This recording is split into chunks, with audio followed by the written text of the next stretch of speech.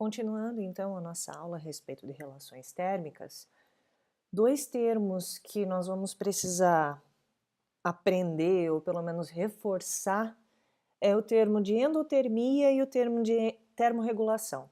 Então nós utilizamos o termo endotermia para dizer que os tecidos do animal são aquecidos pela produção de calor pelo seu metabolismo.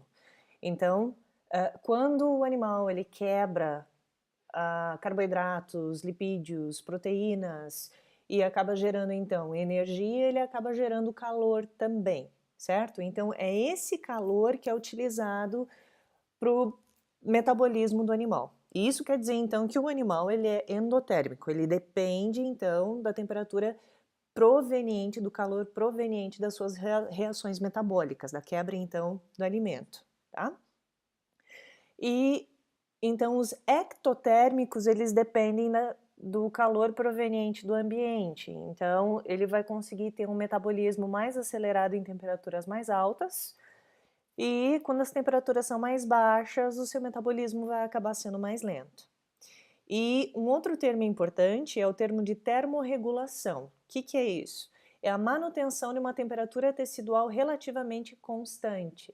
Se vocês forem lembrar, a gente já acabou trabalhando com esses termos na primeira aula, né? Dos reguladores e dos conformadores. Então, no caso, os termorreguladores, eles conseguem manter uma temperatura relativamente constante dos seus tecidos, certo?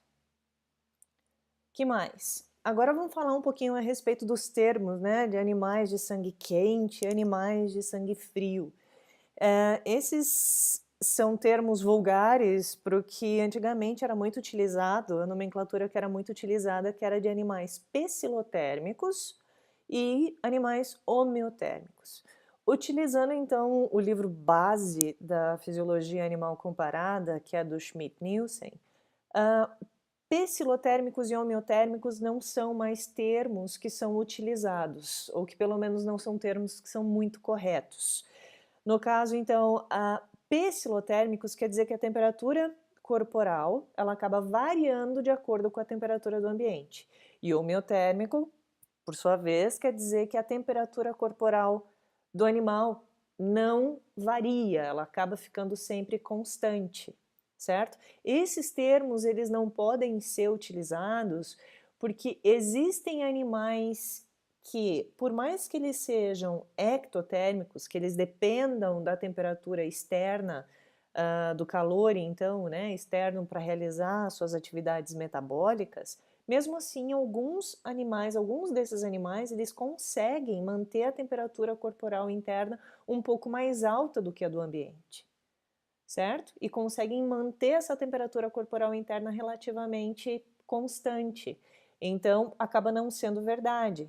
E no caso de muitos animais que são endotérmicos, como é o caso dos mamíferos em hibernação, a temperatura corporal desses animais muitas vezes acaba baixando nesse período de hibernação. Então, reduz o metabolismo, reduz o calor produzido pela quebra dos alimentos e a temperatura corporal desse animal também baixa.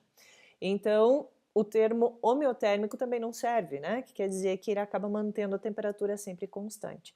Por isso, então, a terminologia mais correta para nós utilizarmos é endotérmico e ectotérmico, certo? Endotérmico, o calor utilizado para o metabolismo é proveniente então do próprio metabolismo do animal, né?